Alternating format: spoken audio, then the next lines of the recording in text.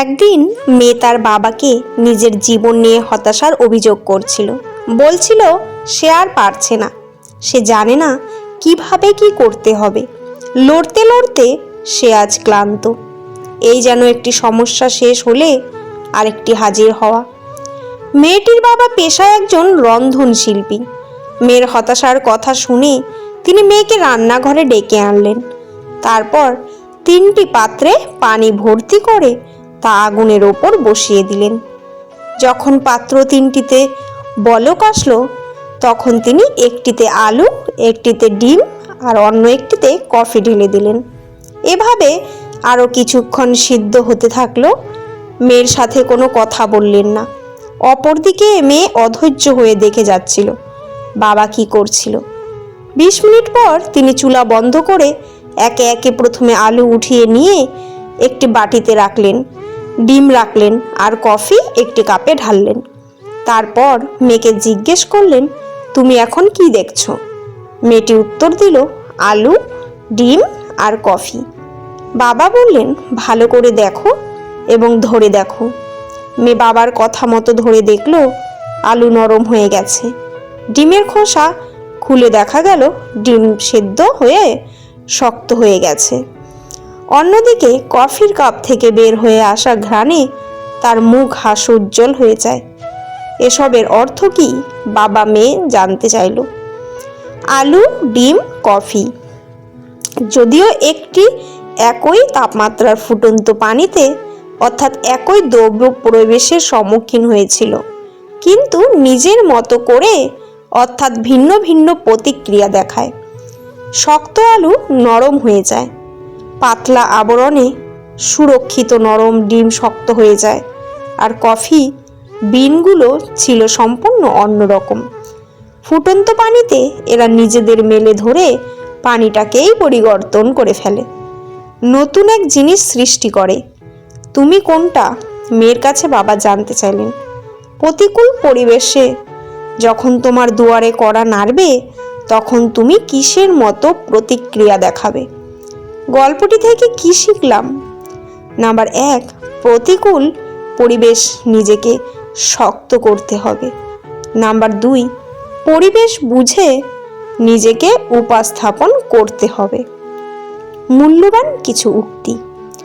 যত বেশি তুমি মূল্যবান হবে, মাথায় রেখো, তত বেশি তুমি সমালোচনার পাত্র হবে। জীবন এক দীর্ঘ যাত্রাপথ, সেটা মাথায় রেখে এগিয়ে যাও। তোমার লক্ষ্য এবং উদ্দেশ্য ঠিক থাকলে একদিন তুমি সঠিক পথের সন্ধান পাবেই। যতদিন শিক্ষার উদ্দেশ্য শুধু চাকুরি পাওয়া যাবে, ততদিন সমাজে শুধু চাকরি জন্মাবে, মালিক নয়। ভুল তখনই ক্ষমাযোগ্য যখন কেউ সত্য বলে স্বীকার করে নেয়। ভাগ্য বলে কিছুই নেই, যা আছে তা হলো প্রতিটি মানুষের কর্মের ফল, যা প্রতিটি মানুষের চেষ্টা ও যত্নের বিনিময়ে গড়ে ওঠে। জীবনে যত আঘাত পাবে, তত কাছের মানুষগুলোকে চিনতে পারবে। তখন বুঝতে পারবে আসলে কে তোমার কতটা আপন। ক্ষুধার্ত পেট ও ফাঁকা পকেট তোমাকে পুরো পৃথিবীটাকে চিনিয়ে দেবে। মায়ের সাথে কখনো উচ্চস্বরে কথা বলো না, কারণ এই মাই তোমাকে কথা বলা শিখিয়েছেন। লবণ এবং চিনি দেখতে একই রকম, পার্থক্য শুধু স্বাদে। তেমনি মানুষ এবং অমানুষ দেখতে একই রকম, পার্থক্য শুধু আচরণে। জীবনের 6টি নীতি সবসময় মেনে চলো। প্রার্থনা করার আগে পরিপূর্ণ বিশ্বাস করো। কথা বলার আগে মন দিয়ে ভালো করে শোনো। খরচ করার আগে উপার্জন করো। কিছু লেখার আগে চিন্তা করো। হাল ছাড়ার আগে চেষ্টা করো। মরার আগে বাঁচতে শেখো। যথাসম্ভব কম কথা বলো এবং অপ্রয়োজনীয় কথা বলা থেকে বিরত থাকো। সুসময়ে আশেপাশে ভালোবাসার মানুষের অভাব হয় না, সময় খারাপ হলে প্রকৃত ভালোবাসার মানুষ ছাড়া কেউ পাশে থাকে না। যে তোমাকে ছেড়ে চলে গেছে তাকে নিয়ে আর 1 মিনিট সময়ও নষ্ট করো না, কারণ সে আসলে প্রকৃতপক্ষে তোমার ছিল না। ওর মতো কাউকে পাবো না বলে দুঃখ করো না, বরং এটা মনে করে মজা নাও যে সে তোমার মতো কাউকে পাবে না। তুমি হীরা, তাই কয়লা তোমার সাথে শোভা পায় না। নিজেকে পাল্টাতে চাও তাহলে নিজের ভুলগুলোকে শনাক্ত করো এবং সমাধান করো। কখনো ধৈর্য হারাবেন না, কারণ সৃষ্টিকর্তা আপনার জন্য যা নির্ধারণ করে রেখেছেন সময় হলে আপনি তাই পাবেন। আপনার জন্য যা নির্ধারিত হয় তা আপনি কখনই পাবেন না। সময় এবং জীবন পৃথিবীর শ্রেষ্ঠ শিক্ষক। সময় শেখায় জীবনের মূল্য দিতে, আর জীবন শেখায় সময়কে ভালোভাবে ব্যবহার করতে।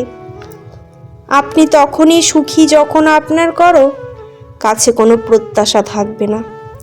প্রত্যাশা সবসময় আপনাকে কষ্ট দেবে।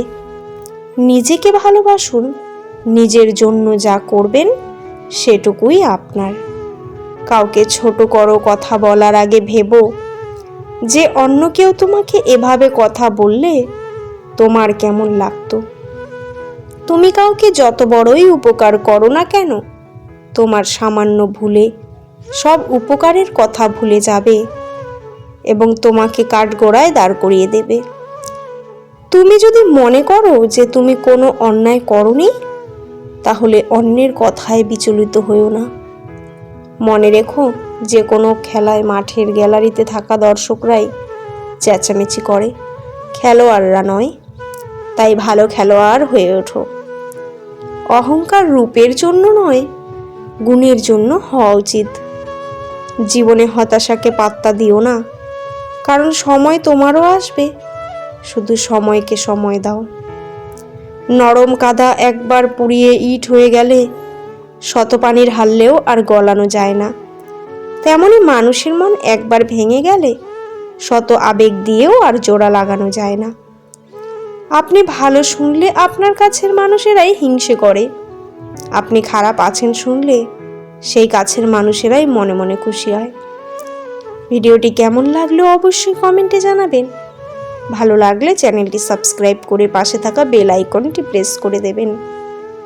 ভিডিওটি দেখার জন্য আপনাদের অসংখ্য ধন্যবাদ।